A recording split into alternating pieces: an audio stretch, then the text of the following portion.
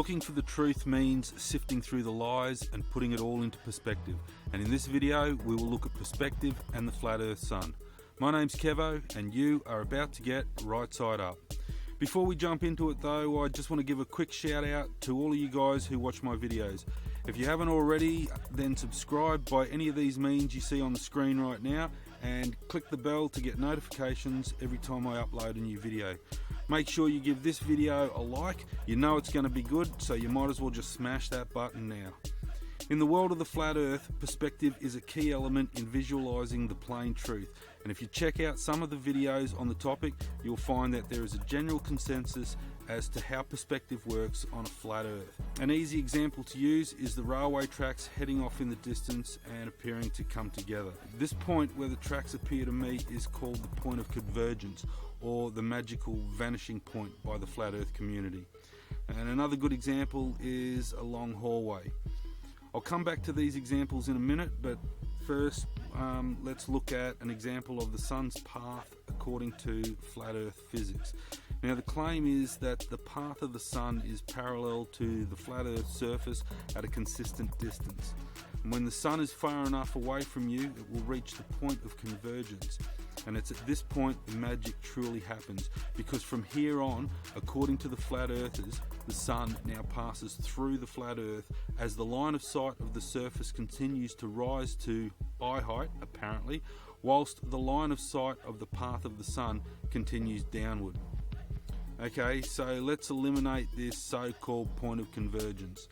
We know the train tracks remain the same distance apart, but they do appear to come together. But here's what the flatties are missing. According to their point of convergence logic with the sun, then at the point of convergence, the train tracks should cross over each other's path. And because the tracks are upon the flat earth, we should see them start to appear angled out. This is unless this magical vanishing point only works on the vertical axis. So let's have a look what does happen on the vertical axis in a flat earth example. First, I'll create the horizon line with some mountains for aesthetics, and I'll place the sun here to represent looking at a distant sun. Now I'll put this frame around the sun for reference.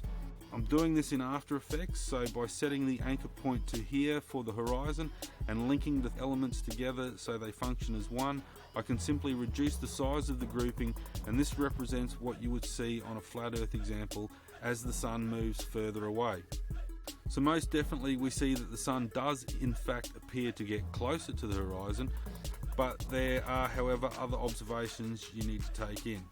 The sun did also appear to reduce in size, and if we stop at a point where we can still see the sun, we find more clues. I could simply resize this back up, which would simulate zooming in with a camera, but that would not be enough to convince some of you guys.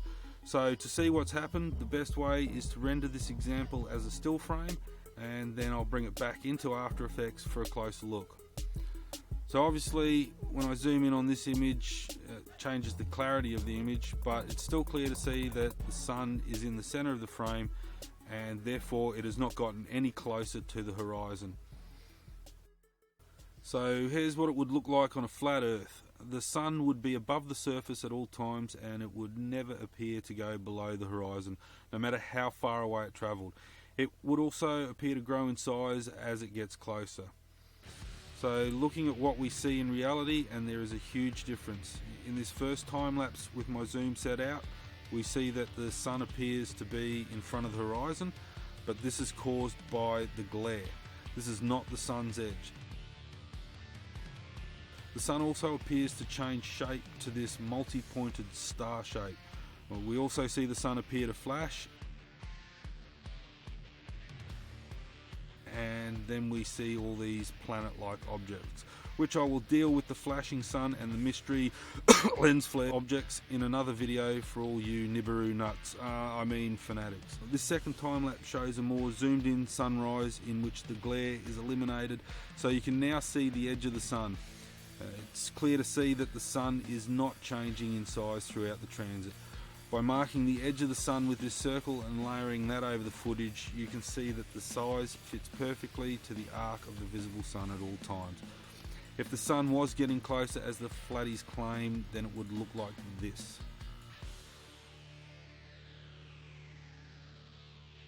Now, before any of you try to convince yourselves that the sun is obscured in part by a mirage layer on the horizon, and that is the reason why it appears to rise from below the horizon, let me just say to you that yes, it is partly obscured. So let's go and have a look. Looking at some of the footage from before sunrise, and we can see with this headland a mirage effect. And looking at the sunrise, we also see a mirage effect. However, in respect to the scene, it is very minimal. The sun is definitely not hiding behind this thin band of mirage. Just to show you the difference in zoom settings, I've zoomed in and out a couple of times, and you can see that the glare takes over and then it subsides to reveal the true edge of the sun. So there's plenty of proofs out there that anyone can see. You just have to be prepared to look, and in order to get prepared, just subscribe to my channel and watch my previous videos. Thanks for watching, and remember to search with an open mind, share what you find, and together let's get everyone right side up.